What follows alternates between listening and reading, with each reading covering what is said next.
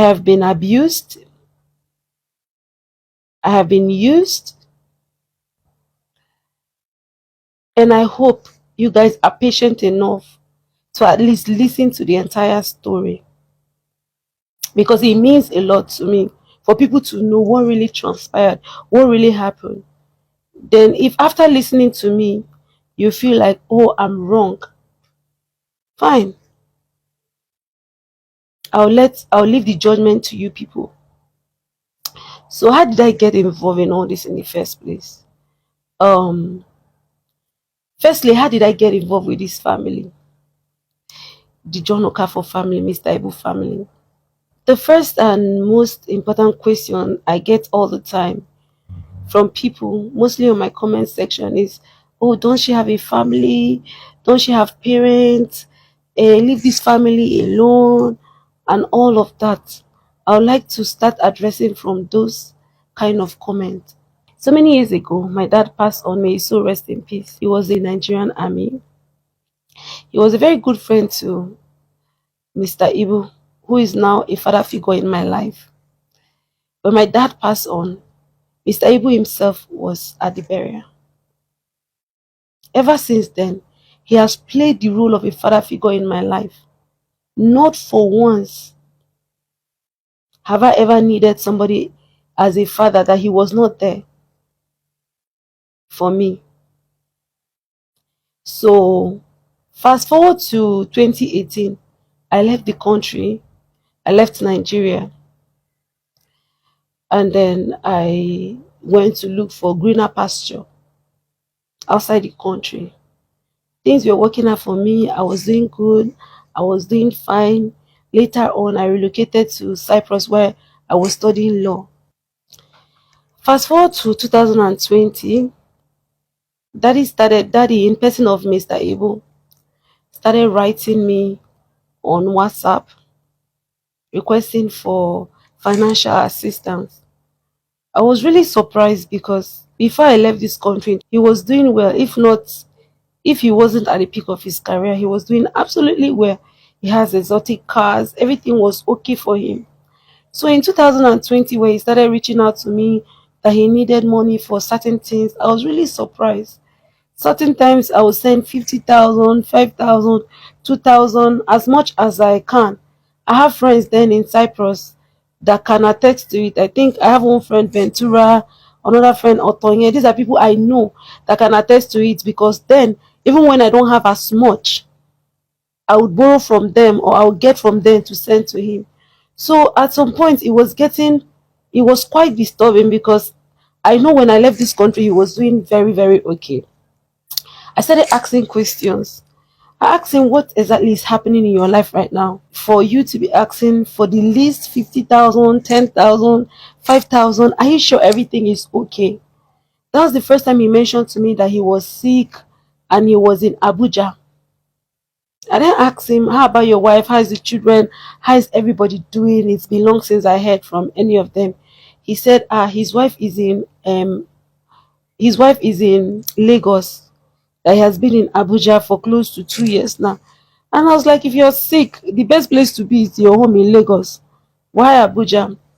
He didn't really say much. So I told him to send me his wife's number, that I would like to hear from her. It's been a while. I'd like to hear from her. Let me know what's happening in their life and all of that. Let me also understand why he was asking for those kind of financial help if things has really gotten that bad. Because I was in shock. It also surprised me. So he later sent her number. I called her. I asked her how she was doing. She said everything was not well. I could remember that day. The first day I contacted her after a very long time, she said everything is not well, that her husband has left the house for over 2 years. He has abandoned the children and everything. I was surprised to hear that from her. And then she said that very day, she started sending me videos. I think the last time they called me out that I was on that the freeze live, I made reference to that.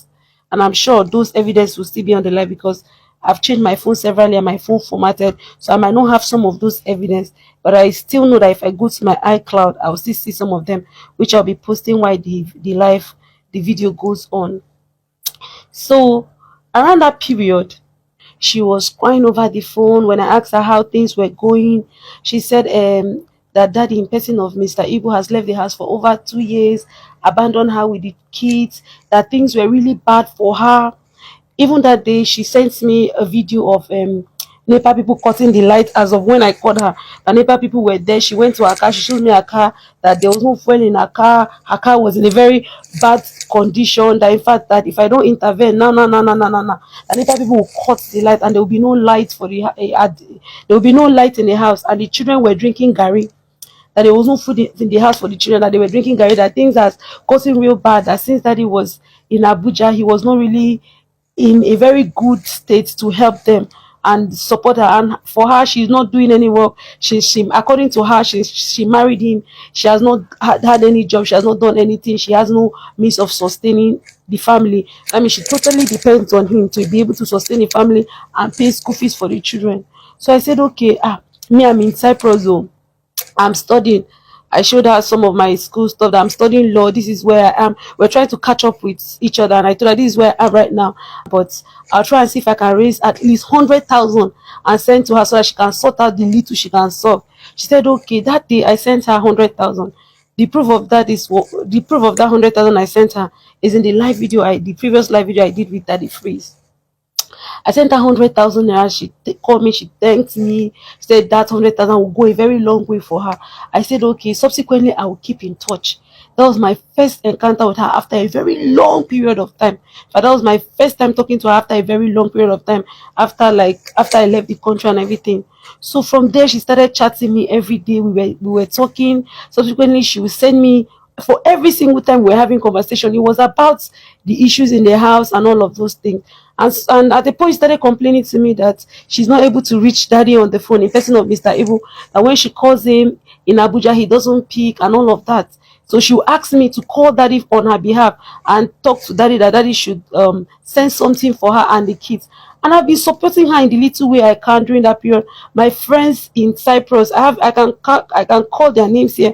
I'm sure most of them are still alive, although I'm not in contact with some of them because I've left Cyprus for a while. They are aware. Some of them are aware, because when I don't have, I'll ask my friend, oh please help me, I want to send. They know how close I was to the family, and how I was always concerned about the family. So at one point I said I was coming back to Nigeria, because at that point I was dating someone and we're talking about getting married. So I had a reason to come to Nigeria, and I told her, I said, look, I'm coming to Nigeria. When I come to Nigeria, we'll sit down and talk. Then we'll know how to solve some of all these issues that is going on, you know. So I was also talking to daddy's son, Valentine, that was in South Africa. I was talking to so many people in the family that period. So when I came back to Nigeria, I was supposed to come to Lagos. In fact, she was supposed to meet me at the airport, but she couldn't meet up. And then I told her I was going straight to Abuja. I traveled with one other lady, one of their family friend. So we went to Abuja. On getting to Abuja, daddy was really sick. He was really, really sick. That's the first video that went viral on social media, that I was giving him medicine. I said, daddy, take this medicine, take the medicine. I am sure I'll put it on the screen during the course of the video. So daddy was really sick. The condition I met him was really bad. I have a lot of videos we made that day. Asking what was happening. He said he's really down for the past 2 years. He don't know what is happening. I said, why haven't you gone home if things are really that bad? Go home and stay with your wife. At least she will take care of you. Now that you are here in this hotel, the name of the hotel he was then was Nana's Suit. You people can go and find out how long that he stayed in Nana's Suit. I know, I heard when I came, I heard he lived in so many hotels in Abuja before finally living in Nana's Suit. I'm sure people that are watching this video, some people will be able to go there and make inquiries. It was in Nana's Suit hotel that I went and found that day.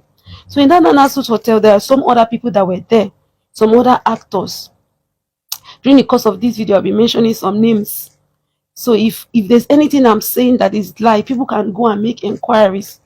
You know, I didn't want to come and say anything, but the things have gotten to the part where I have to speak up, and I have to speak up my truths. I have to say my truth the way it is. That is the essence of telling this story. The way it is. If after knowing my truths, you people still deem it fit to condemn me, it's fine. But at least let it be that I speak. Let it be that I said something. Let it be that I stood up for myself. So When I arrived at that Nana hotel with the lady that is a family friend to them, daddy was really sick. Then I did a video of him being sick and I put it on social media. That video caught the attentions of so many good Nigerians. And then people started reaching out. What's happening to Mr. Ibu? It's been so long we heard about Mr. Ibu. What's happening to all our old Nollywood actors? We haven't been seeing Mr. Ibu. Nobody has been hearing about him for a while now. And there were some good people that were around him around that period. They knew he was sick, but they did not know he was that bad. Benedict Johnson, a Nollywood actor, was there. Labista was there. There's one other man. I don't really know him mutually, but I met him there. It was one of the people that was helping him then, and Bala, Mr. Bala. They had a program running, political party program that was running on that period. I can't really say much about it because I came and met them in the middle of it. In fact, I later found out that they were the one even sustaining his hotel bill, his food and everything. So when they saw that video, they rushed, they came, Benedict Johnson came over, Labista came over, and some people in Nollywood, they came over. And immediately, it wasn't up to an hour, let me say an hour 30 minutes, they rushed him to the hospital. They rushed him to the hospital, Zenith Kidney and Medical Center. When they took him to the hospital, I believe Benedict Johnson, by the grace of God, he's alive and healthy. He knows most of, he should be able to relate to most of the things I'm going to say during this period in Abuja. They took him to the hospital. The doctors saw that they saw his former medical reports from the previous hospital he was. And what the doctor said that day, I won't forget, he said, if this medical report that they came with is the state of him, of daddy right now, that means things are really bad. And then I can remember then, if the people that were there can attest to the fact that daddy was saying, death is near, death is near, death is near. I was rebuking him. I said, death is not near, you're not dying anytime soon. So the hospital, they said they had to make a deposit of a particular amount of money. Benedict Johnson and Labista were running around with some other people, the Bala man, they were running around, they were able to raise a certain amount of money and then they made deposit at that hospital, Zenith Hospital. So they started checking that day. I cannot actually give details of his medical condition because I feel like that those are things that are actually personal to him. But I can actually say to some extent the medical condition was really bad. It wasn't a very good report. So they started checking him all over. They had to admit him. They admitted him in that hospital for at least 3 months. And the people that took care of the bill that time, as far as I know, was that group of people that were sustaining him at that hotel. So when I came, the first thing I asked, I called the wife. I said, look, I'm here at the hospital in Abuja. The condition is really bad. If it's possible for you to come. She now said that she doesn't have transport, or that she doesn't have money for flight, she can't come, that they said we're going to arrange money for her to come and all of that. I said okay. So I spoke to daddy. I said we need to find a way for your wife to come so that she can actually take care of you. Omo, this matter is serious. So Igbo people will say ogomaye boom. Do you understand? That's my good heart will not buy me. Okay, with the way she explained everything, you see that it's obvious that she has good intention for Mr. Ibu. Even amidst all these things, she still call him daddy. Do you understand? But personally, I feel that if I were in her shoes and if Mr. Ibu did not legally adopt her as his daughter rather, then she should just excuse the family. Let the wife do whatever she chooses to do. Let her do anything that she has chose to do, because the thing is, as in, the family is taking it to somewhere else, somebody that has been of good impact to your family, and suddenly you said she took your money, she did this, she did that, so many accusations. Personally, if it was me, I won't take it. And at this point, since Mr. Ibu is better, I would just advise Jasmine to move ahead and forget about the family, since the wife doesn't want her, instead of forcing herself. I know that Mr. Ibu has not directly made her angry, but the wife is she's just been on her neck. So let her just excuse the family and let the wife do whatever she has chosen to do. Do you understand? So yeah, Jasmine, kudos, thank you for at least making the veteran Hollywood actor Mr. Ibu better again. At least the role you played was huge, and it's well appreciated. Guys, let me know your thoughts in the comment section.